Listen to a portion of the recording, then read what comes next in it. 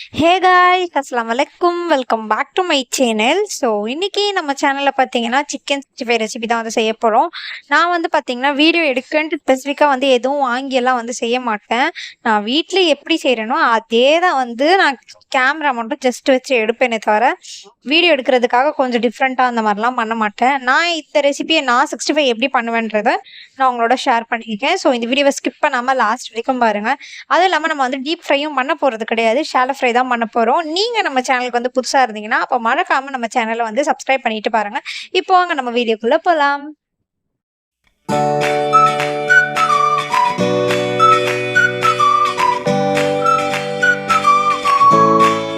இப்போ ஃபஸ்ட்டு வந்து சிக்கன் மேக்னேஷன் எப்படி செய்கிறதுன்னு பார்த்துக்கலாம்.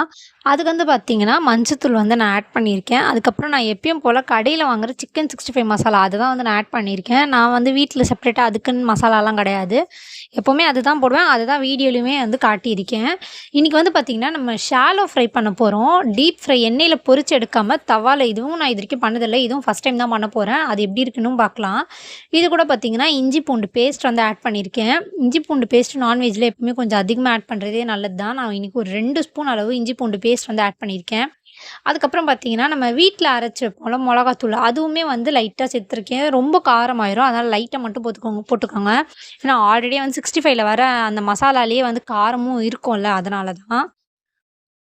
அது கூடயே வந்து அதுக்கு தேவையான அளவு உப்புமே ஆட் பண்ணிக்கோங்க.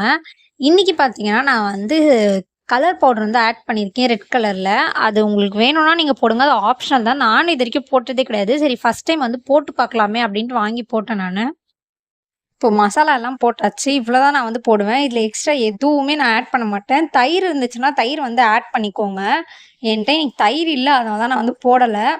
ஆனால் தயிர் வந்து ரொம்பவும் ஆட் பண்ணாதீங்க, ஏன்னா நம்ம எண்ணெயில் அது பொரிக்கிறப்ப என்ன ஆகும்னா தயிர் போட்டிருக்கா ஒட்டிக்கும், அதனால தான்.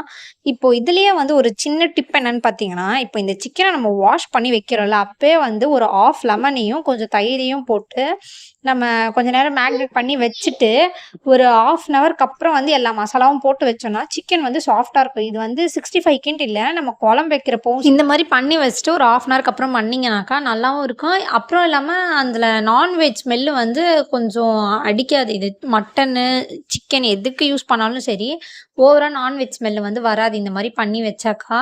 இப்போ இதை வந்து பார்த்திங்கன்னா நம்ம நல்லா வந்து மேக்னேட் பண்ணி வச்சுட்டோம். கொஞ்சம் நான் ஃப்ரிட்ஜுக்குள்ளெல்லாம் வைக்க மாட்டேன், நான் வெளியில் மட்டும்தான் நான் வைப்பேன். ஏன்னா ஃப்ரிட்ஜில் வச்சா இது 1/2 ஹவர் வெளியில் வச்சா கூட ஓகே தான். ஃப்ரிட்ஜில் வச்சான்னா மசாலாலாம் அது பிடிச்சிட்டு டைட்டாக இருக்கும். ஆனால் எண்ணெயில் போடுறப்ப பார்த்திங்கன்னா மசாலா வந்து தெரிஞ்சிடும், அதுக்கு லைட்டாக வந்து ஸ்ப்ரெட் ஆயிரும். அதுக்கு நம்ம வெளியில் வச்சாலும் அப்படி தான் ஆக போகுது, அதனால் நான் வெளியிலேயே தான் வைப்பேன். ஸோ இப்போ வந்து பார்த்திங்கன்னா ஒரு பேன் வச்சிட்டேன். ஸோ இன்றைக்கி நான் தான் சொன்னேன்ல ஷாலோ ஃப்ரை தான் பண்ண போகிறோம். நானும் பண்ணதில்லை, ஆனால் அதில் வர ஒரு டேஸ்ட் டிஃப்ரெண்ட்டாக இருக்கும், ஃப்ரையில் வந்து டேஸ்ட் டிஃப்ரெண்ட்டாக இருக்கும், அதனால தான்.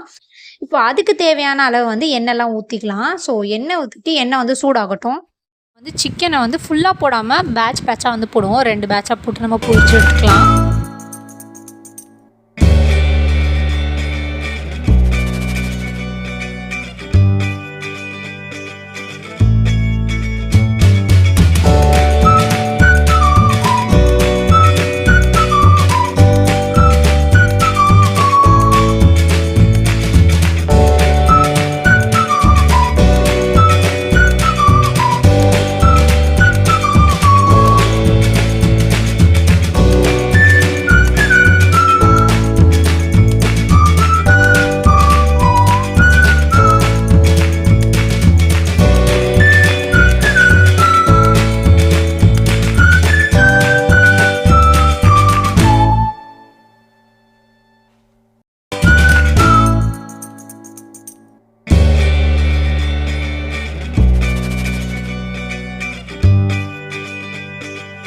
இப்போ வந்து பார்த்திங்கன்னா எல்லாமே பொரிச்சு எடுத்தாச்சு. நான் வந்து எல்லாமே வந்து கட் பண்ணி எடிட் பண்ணிலாம் போடல, நான் எப்படி பொரிச்சு எடுத்துருக்கேனோ அப்படி தான் போட்டிருக்கேன். ஏன்னா ஷாலோ ஃப்ரை பண்ணுறப்போ வந்து மசாலா வந்து கொஞ்சம் ஒட்டுச்சு, அவ்வளோதான். ஆனால் அதை திருப்பி போட்டால் ரொம்பலாம் ஒட்டல, லைட்டாக வந்து மசாலா மட்டும் எண்ணெயில் தெரிஞ்சு போச்சு, அவ்வளோதான்.